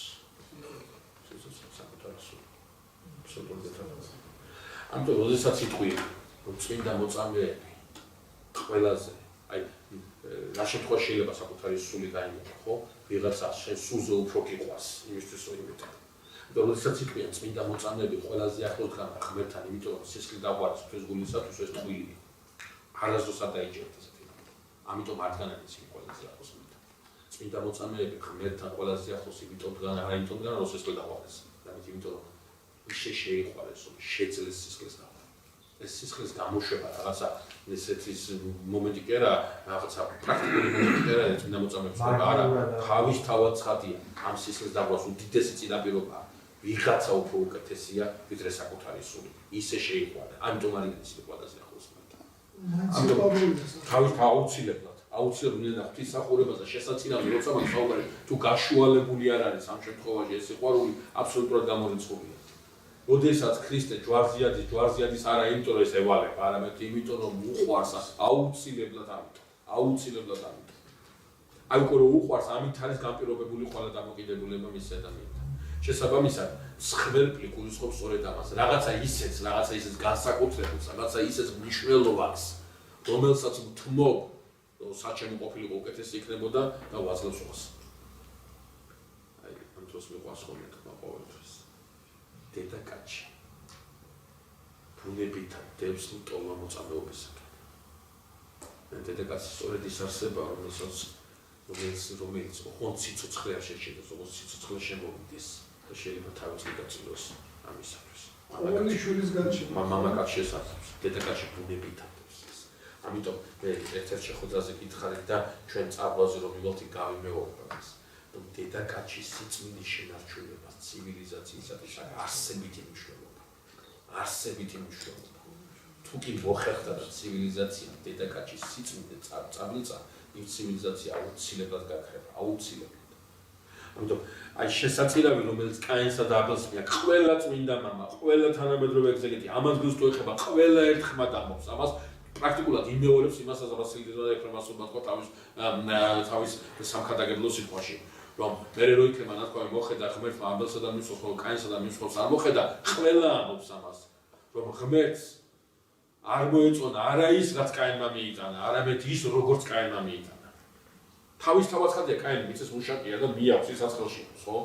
არ ევალება მას სხვა რამე მიიტანოს, რაც აქვს ის უნდა მიიტანოს. მაგრამ აქ საუბარი სხვა რამეზე, საუბარი იმაზე, რომ კაინს საკუთრებელზე მიაქვს რაც ხელში მოხდა, ხოლო აბელს ვინ აქვს ნათავარი ცხვარი, განსაკუთრებული. ანუ აბელისათვის ეს ხობშეწირვა გაშინა არსებულია როგორც ხობშეწირვა, ხოლო კაინისათვის ეს ხობშეწირვა რა არის? მარტივი რიტუალი, რომელიც მამამისმა დაავალა და რომელიც უნდა შეასრულოს. მეტი არანაირი კავშირი ამ საკუთრებაზე ღმერთთან არ აქვს. რატო არ აქვს ახლა უნდა ვთქვათ სწორედ ეს. კაინი სვავს ასეთ კითხვას. ანუ კაინი შეიძლება სვავდეს ასეთ კითხვას. რაში ჭირდება ღმერთს? ახლა მე მწიფე პამიდორს მივიტანო მკუხეს, შეჭამს, შია, წყურია თუ რა. ან ეს შემაძოვე მოიტანა, ეს მოიყვანა ეს სხელი წყალი და ეს ცხიმიანი, რაში ჭირდება ზლურთებიანი წყალი? რაში უნდა გამოიყენოს ღმერთი? კაინი მაგთან არც არაფერში არ ჭირდება ღმერთს, არც ამის მწვანე პამიდორი და არც იმის აბელის ისა ცხიმიანი წყალი. არაფერში არ ჭირდება. ვის ჭირდება? კაინს ჭირდება. კაინის რელიგიურობა სჭირდება, მის აზროვნება სჭირდება, რომ უზენაესისათვის გაცემა, დათმობა იცოდეს და აი ამ ვარჯიშით, აი ამ ასკეტური ვარჯიშით შეძლოს შესაბამისი ურთიერთობა მოყვასთან. არასდროს გაგიგონია თქვენ ასეთი დამოკიდებულება, რა თუნდა ღმერთს ტაძრის შენება, რა თუნდა ღმერთს ხატის შემკობა, რა თუნდა ღმერთს პასუხი მარტივი, არაფერშიც არ უნდა. მე მინდა, მე რო ხარს რაღაცა შევწირავ, მე ამით ჩემი თავის ვარჯიშს ახალ ეტაპზე გადამყავს, ახალ ასკეტურ ნაბიჯზე ავდივარ, მე ჩემ თავს ვაიძულებ რაღაცა გავცე და თუ ვაიძულე გავცე ხატის წინ, მაშინ მე ჩემი სული უკვე ვამზადებ იმისაც, რომ გავცე მოყვასისათვისაც. საჩემოა ეს და არა საფრთხო. სწორედ აი ამიტომ კაინი, როდესაც საკუთრებას აშენებს ამობს, აში ჭირდება ღმერთს, სინამდვილეში ეს საკუთრება იმ ღმერთს კი არა უკვე, რომელ ღმერთსაც აუგო საკუთრებელი აბერნა. ამ საკუთრებას უგებს ისევ თავის რაციონალურ შესაძლებლობებს, ის თავის ღმერთისადმი იწევს საყურებას, თუმცა ამ ღმერთს არგავს შემოქმედ ღმერთს. მე ამიტომ გითხარით სწორედ. აცხოვრის სიტყვები მრავალი მეთხოს მას გასაშინა უფალ და მეთქვი, არ გისნოთ, ჩვენ გვეხება ეს. ჩვენ გვეხება ეს, ქრისტიანებს გვეხება ეს. რომ შესაძლებელია მიონე ოქროპირიანოს ყველაზე მეტად ამისი გეშინოდეთ. ყოვლად მოწყალე უფალი, როგორ იბრუნებს პირს თქვენგან და იტყვის, არ გიცნოთ. ამაზე მეტი საშიშარი არაფერი გქონდეთ. ჩვენ ძალიან დიდი საშიშროების წინაშე ვდგავართ, რომ გვეგონოს ქრისტეს ვემსახურებით და არ აღმოჩნდეს ისე, ვიღაცა ღმერთი ყავს გამოგონილი, იმას ვაქროთ იესო ნაზარელოს და იმას ვემსახურებით. ჩვენში დევს ეს ძალიან დიდი საფრთხე. ნახეთ,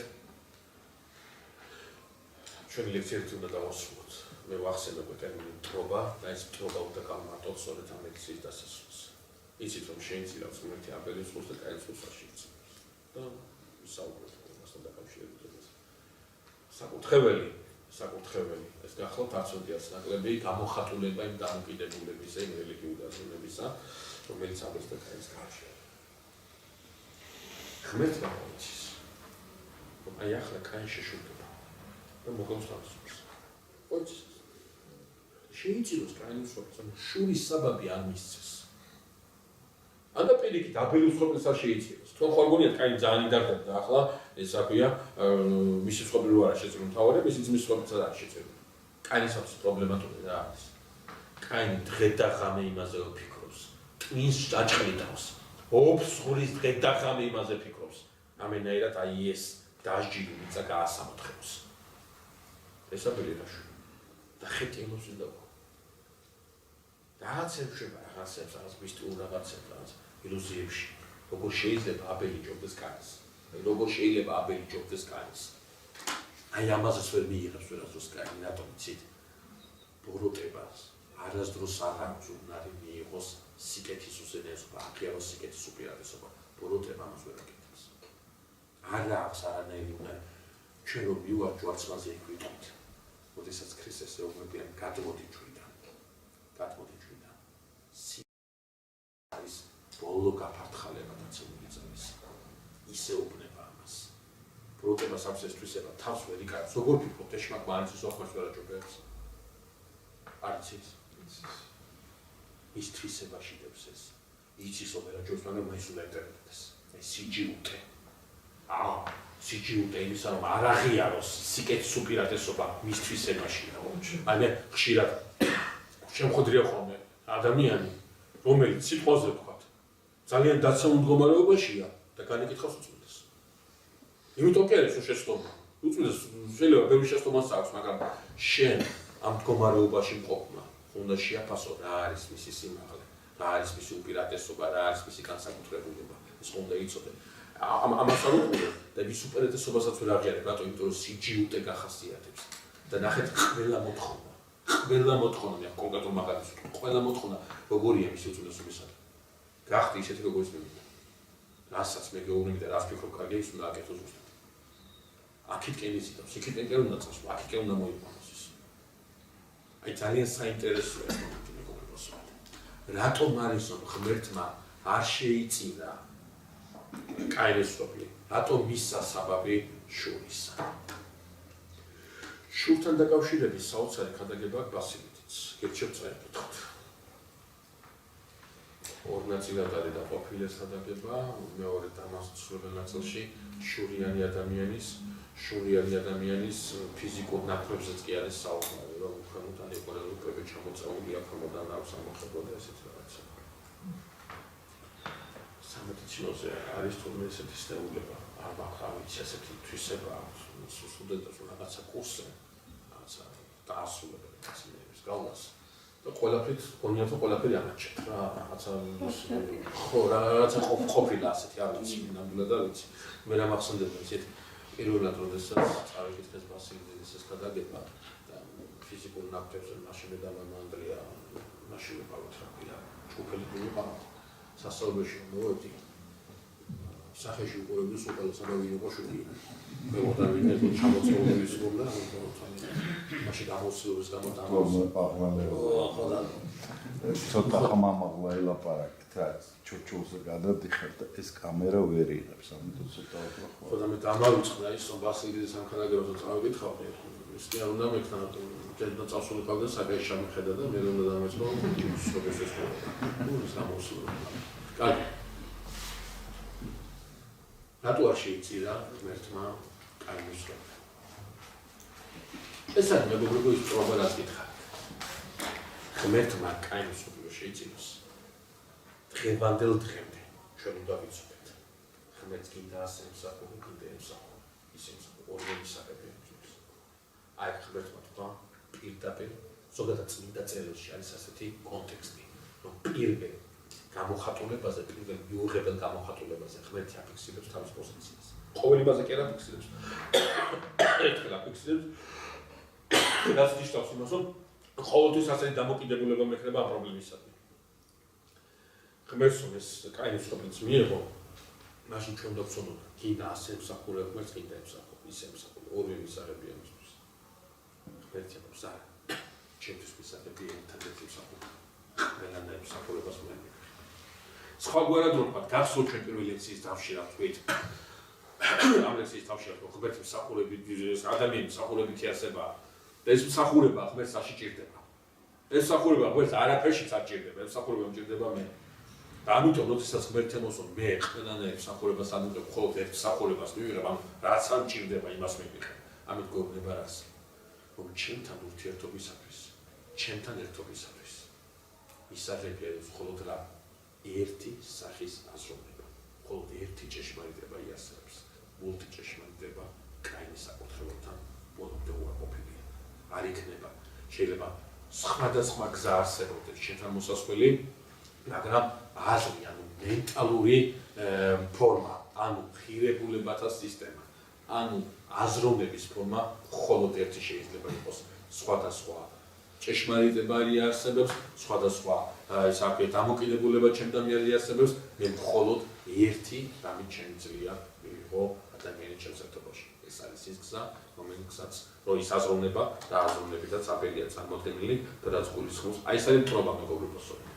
რომ ქრისტე სიყვარულია არ ნიშნავს იმას, რომ შენ რაც გინდა ისაკეთე და ის იქნება, რა ქვია, ის თავს ეს ამას არ ნიშნავს ნამდვილად. ის სამართლიანობაშია სიყვარული და პირიქით სიყვარულშია სამართლიანი, ხო? ორივე ერთობლივად აქვს მას წარმოქმნილი, თანაბრად აქვს წარმოქმნილი და ბოლოს მეგობრებო, ჩვენ ცოტა მოგვიანებით, როდესაც გოლგოთაზე გადავართ, გოლგოთაზე ვისაუბრებთ, იქ ვიტყვით ასეთ რაღაცას. უბრალოდ ახლა ვიტყვით და იქ გამართავთ ასეთ რაღაცას, რომ არსებობს მიწიერი ხორციელი ლოგიკა და არსებობს სულიერი ლოგიკა. ხორციელი ლოგიკა როგორია? მიზეზ-შედეგობრივი მასია, ხო, ორიენტირებული. A თუ უდრის B-ს და B თუ უდრის C-ს, მაშინ A-ს უდრის C-ს ეს ტრანსპოზიციის ოპერაციას. ეს ლოგიკა. აი, ბუდისტურ კრიტიკა ამხელი ძალიან მიყვარს ფსიქოლოგია და ძალიან მიყვარს ძალიან პატივს ფსიქოლოგებს, მაგრამ ამები ამბობენ დაცემულ ძალას, რომ აი დახვეწილი ფსიქოლოგია, წამებში გათვლის რომ მიზეს შედეგობრივ ასე ქვია კავშირებს ადამიანთან დაკავშირებით. აი ეს თუ გააკეთებინა მე ამნაირი ფსიქიკის ადამიანი ამას გააკეთებს ეს უნდა დაახოდოს, ეს უნდა დაახოდოს, აი წამშია გათვლილი ყველაფერი. აი ეს მიზეს შედეგობრივ უთეს მიწიერი ასე მზეციური ლოგიკაც. აი მზეციური ლოგიკაში, სულიერ ლოგიკაში. ეს მიზეს შედეგობრივი კავშირები არ არის, იქ სხვა კავშირები. იქ შეიძლება სამი ერთს უდრიდეს. შეიძლება ქალი დედაც იყოს, ქალწულიც იყოს. შესაძლებელია ღმერთი ადამიანიც იყოს, ღმერთიც იყოს. სხვა ლოგიკა აქვს. აქ მიზეს შედეგობრივი. იქ შედეგი მიზეზისგან აღმოჩნდება. გველი დაკავებულია სწორედ მიწიერი ლოგიკით და ჩვენ ვნახავთ რომ ამ მიწიერი ხორციელი აზროვნების, ხორციელი ლოგიკის და სულიერი აზროვნების, სულიერი ლოგიკის გენერალური შეტაკება მოხდა გოლგოთაზე სულ. გოლგოთაზე როცა მოვდივართ, აქ არ მინდა გითხრათ. სწორედ ამ ხორციელი მიწიერი მიზეზშედეგობრივი ლოგიკიდან გამომდინარე ეშმაკმა რომელმაც შეძლო სიკვდილი შემოეტანა ქვეყანად ამ სიკვდილს თავისი სივრცე მისცა ჯოჯოხეთის სახით. ჯოჯოხეთი თავისი ვრცელი სანახებით ჯერ ცარიები, ჯერ არც ხომარი არ ჩასულა. და იმ ხორციელი ლოგიკით, მიწიერი ლოგიკით, მიზეზშედეგობრივი კავშირის იმას აკია, მიზეზშედეგობრივი კავშირის დადგენით გველი ფიქრობს, რომ პირველი სტუმარი, რომელიც ჯოჯოხეთში უნდა ჩამოვიდეს, ეს უნდა იყოს დამნაშავე ყველაფერი ამისა. ან ევა, ან მისი მამაკაცი, ადამი.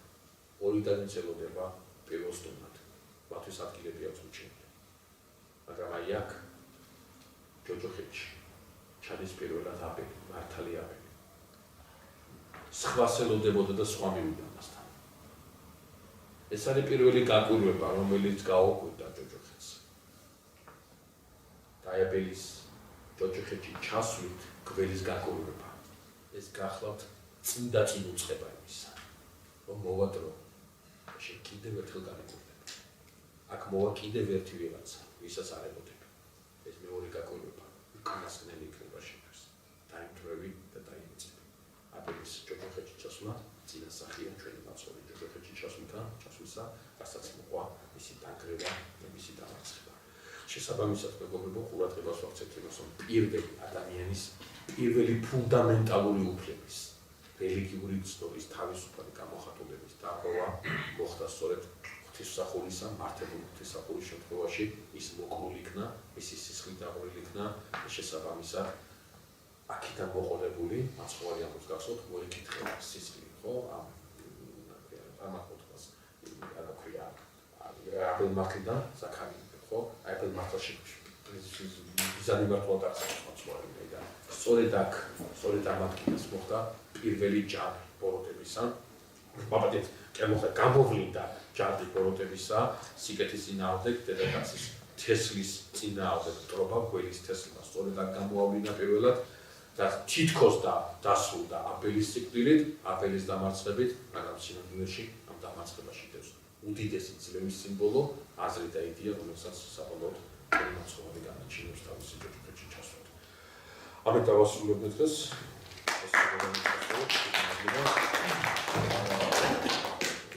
შემდეგ ჩვენი შეხვედრა მიეძღვნება კაინისა და სეთის ცივილიზაცია და განვითარების ბიბლიური ხედვა. ესე იგი, მეოთხე თავის მეორე ნაწილი, როდესაც უკვე კაინს მიმართავს ღმერთი, მეხუთე თავის. მეხუთე თავისა პრინციპში მეხუთე თავი. ნოეზე გამჩერდებით წარმოუდგენ დღესამში ყველას.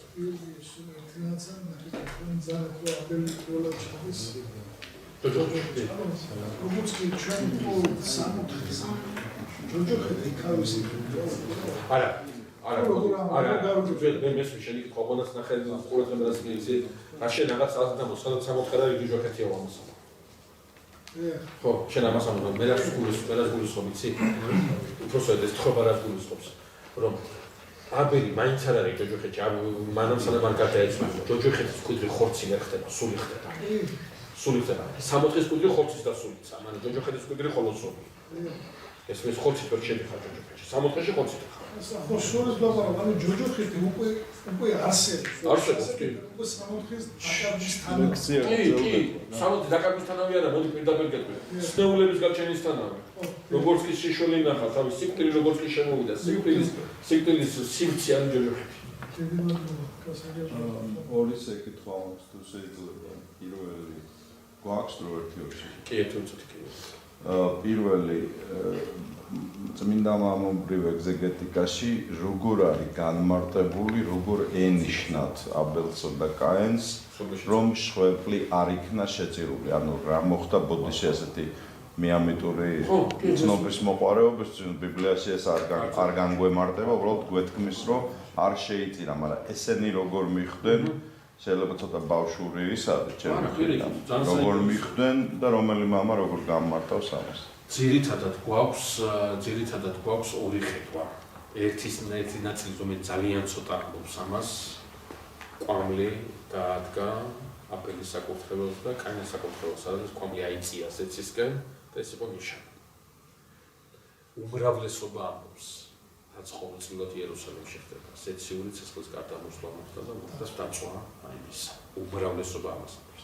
მეც ამ მეორეს რომ ვთქვი, მარტივი მიზეზის გამო. ბიბლიაში არაერთხელ აქვს მოწმობა ზეციური ცეცხლის გადმოსვლის საფრთხე მოხების დამოწმების. აი კვამლის ადენით არც ერთხელ არ აქვს. და ზეციური ცეცხლის გადმოსვლით გვაქვს. რომ ძალიან ბევრი მამა ემხრობა ამას. არის მესამე ასეც. ოღონდ ეს მამებთან აღარ აქვს, ეს გვაქვს უკვე აპოკრიფში ხდება თუ არ ვწდები, მაგრამ თანამედროვე თეოლოგიაში, თანამედროვე ეგზეგეტიკაში ამას ხშირად იმეორებენ. აბელის ფარამ დაიწყო გამრავლება და კაენის მიწის ნაყოფიერება სულ უფრო ცუდი გახდა და ამ დასკვნამდე მივიდა. მკვლელობამდე დიდი დრო გავიდა. აი მე რა მინდა გითხრათ, უკვე აპოკრიფულ ცნობას მოვიყვა პირდაპირ ეს იქ წერია, რომ გავიდეთ ველად კაენი რო აბელს ეუბნება, იქ უკვე არ ეუბნება, ერთი წლის მერე ეუბნება. ასე და მაშინ მეორე შეკითხვა თუ შეიძლება არის თუ არა წმინდა მამობრივ ლიტერატურაში როდისმე პარალელი გავლებული აბელსა და კაენსა და უძღებიშვილის უფროს ძმასა და უძღებიშვილის შორის. არ შეხვედრია ეს. მე არ შეხვედრია. მადლობა. კარგი, მადლობა უბრალოდ. კი ბატონო, უკაცრავ, ბოდიში არა, არ მოგაქცევთ უბრალოდ. აი როგორი ის იყო სპექტრაც აღწერეთ, რომ თავარ სხვებლის ასე ვთქვათ გასაზრება რა არის ის პროექტი, რომელიც უნდა მიცეს, არის ყველაზე ძვირფასი, რაც შენ გაქვს და ეს ითვლება, რომ იმიტომ არის, რომ შენ თმობ. აი თუ ხა მატერიალისტების კუთხიდან შევხედოთ, როცა ისინი პოლემიკას ახდენენ ჩვენმა, ისინი ამას განმარტავენ, რომ ეს მექანიზმი ჯერ კიდევ პირველმა ფულუმებმა ჩადეს იმიტომ, რომ მაქსიმალური ასე ვთქვათ მატერიალური დოვლათი ამოიღოთ მოსახლეობისგან, ანუ ეს აი პირველი ფულუმებიდან მომდინარე მე რაც უფრო დაიხვეწა რელიგია, სულ ამას დებენ, რომ აი მაქსიმალურად მეტი მოიტანო, ასე ვთქვათ, ტაძარში, მაქსიმალურად მეტი ფულის ამოქაჩვის მექანიზმია, ხო და აი ამ თემასთან პოლემიზირება როგორ შეიძლება რა პასუხი აქვს გეკითხა. მოცულის პასუხი. დედაკაცმა ორი ლეპტა ჩააგდო ყველაზე მეტი ამოშესება. რაოდენობით არ გამოსახავს. ქრისტიანობისათვის შესაძლებელი არ არის რაოდენობით. ქრისტიანობის შესაძლებელი სულ სხვა რამე. აი დედაკაცმა მოხუცელი თავის ქონება. ხო, თელი თავის ქონება გაიყვან. არა რაოდენობით, არამედ დამოკიდებულებით იმას ეკნა. შეაფასა ეს არის საზომი. ვინაიდან მოცხოვარი ამბობს ასეთ რაღაცას, ხო, რომ უსასყიდლოდ მიგიღებიეს და უსასყიდლოდ გაიცით. ანუ მოთხოვნის უფლება არ მაქვს. მე მოთხოვნის უფლება არ მაქვს. აი იქ კი ამბობს მუშაკი ღირსია თავისი სასყიდლისა. ეს რას უკავშირდება, იცი? მე მოთხოვნის უფლება არ მაქვს, მაგრამ შენ დაუფასებლობის უფლება არ მაქვს. მე არ უნდა მოგთხოვო, მაგრამ შენ დაუფასებლობა არ უნდა იკავო. ხო არა, ანუ ერთი სადმეა ნათქვამი და მეორე სადმეა ნათქვამი. ხოდა ერთი პოლემიკა შევეცა, ეს საუბარი იყო ასე უსასყიდლო გაგმიღებულ და გევალებაო, რომ უსასყიდლო და ხოდა მე შენს გევალება ჩემი შრომა დააფასო. შენ იმ შემთხვევაში გაქვს შენთვის მოთხოვნის უფრო შენ როდესაც შენ მოთხოვნას აასრულებ, აი მე მომთხოვე მე რატო არ მოსულ შენ შესაც არ ასრულებ, მე მეუბნები შენ შეასრულებ, ეგრე არ არის. ან შენ არ შეასრულებ და მეც არ შევასრულებ, ან შენ თუ ასრულებ, ამ შემთხვევაში შევასრულებ მეც. და ეს ამიტომ საზომი ზოგადად ჩვენთვის ზოგადად საზომი ყოველთვის ღმერთია, ხო? ამ შემთხვევაში ეს არის იდეალური მაგალითი, რომ განსში არა რაოდენობით, არამედ გულიდან წამონებით, რაც ხონდა ყველაფერი ის. ლევანმა რაც დასვა შეკითხა. მე ვერ ვიხსენებ საერთოდ შემოხვედრია ეს თემა. უფროსიშვილის და უწყებიშვილის კაინით და აბელთან შედარება, თუმცა ნახევარ არის უფროსიშვილი მამას რასაც მიუგებს, რომ მე შენთან ვიყავი და შენი არც ერთი ცნება არ დამირღვევიეთ მოსახლეობა. ესაც მისი რელიგიურობა არის. ალბათ ისეთივე, როგორიც ახლა ვახსენეთ, რომ კაინი თავისი რელიგიურობით ცდილობს, რომ მიწა აქციოს სამოთხედ და იმაზე ამბობს, რომ სტაფეტიელობს. სუსტად ანალოგიურად უმცროს შვილზე იგივე წარმოდგენა აქვს უფროს, რომელიც უფრთხილდება თითქოს მამის მაგაზე მომაფიქრდა და მიუღებლობა აქვს უმცროსი შვილის. და არ ესმის იმან სინამდვილეში დაიმსახურა და ბრაზობს ეს ანალოგიას ვერ გადაიტანს ტერმინოლოგია ბრაზობს მის მიღებაზე მამის მამას ეუბნება აბსოლუტურად გეთახმება სინამდვილეში ის მამას ეუბნება usამართლო ხო usამართლო ამას ვერ უბრალოდ მაგრამ თავისი დამოკიდებულებით ამას usამართლო მე შრომ წესიერაფიცე ყველაფერს ეს და დადის გულობს ვიდოდუდული ქალები და ამას რატო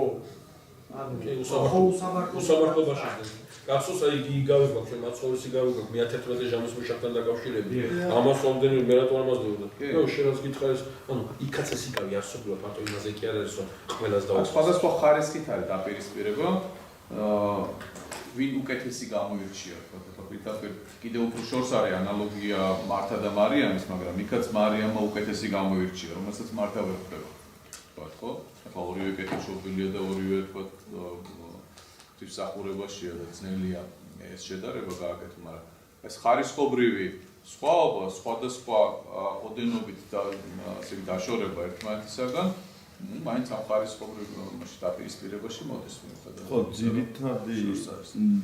ძირითადი ლეიტმოტივი მაინც აქ არის ეს აწონოადობა და პრიმიტიულობა ამ მიზეს შედეგობრივი მიწიერი პროპორციებისა რა მიწიური მიზეს შედეგობრიობა და სულიერი ჭვრეტა სხვანაირად ამას არ ესმის აი საზომი დაკარგული და აქ შენი საზომი ამას არ ესმის ამას გონია რომ ეს უნდა იმსახუროს თუმცა როგორც კი ეს ჩნდება აი ამ აზროვნების თუ სულიერების ჰორიზონტზე თქვათ ეს უფრო ამაღლებული და დამოკიდებულება უფრო სწორი დამოკიდებულება სწორი იქნებოდა ამან აღიაროს რომ ის უკეთესია და აირჩიოს უკეთესი და ხო თუ ბოროტებაშია მიქცეული არ აღიარებს თუმცა თუ იქვე ახლოს არის სიკეთესთან შეიძლება აირჩიოს კიდევ აქ ძალიან საინტერესოა საერთოდ ქვეშემბდომის უფროსის დამი განწყობა ანუ რომელიც ჩვენთანაც არ ქონია და მე ნამდვილად მქონია რომ ჩემი უფროსი მე არ მაფასებს საკმარისად ხო აი მე-11 ჟამის მუშაკის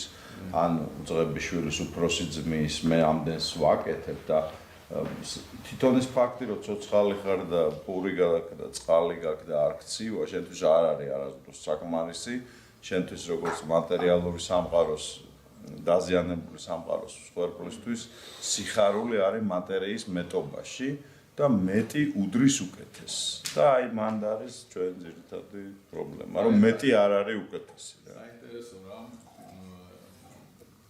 კარგად უთხრა აი ეს თქვა მატერიალურ სიკეთესთან დაკავშირებით შეხვედრა ქონდა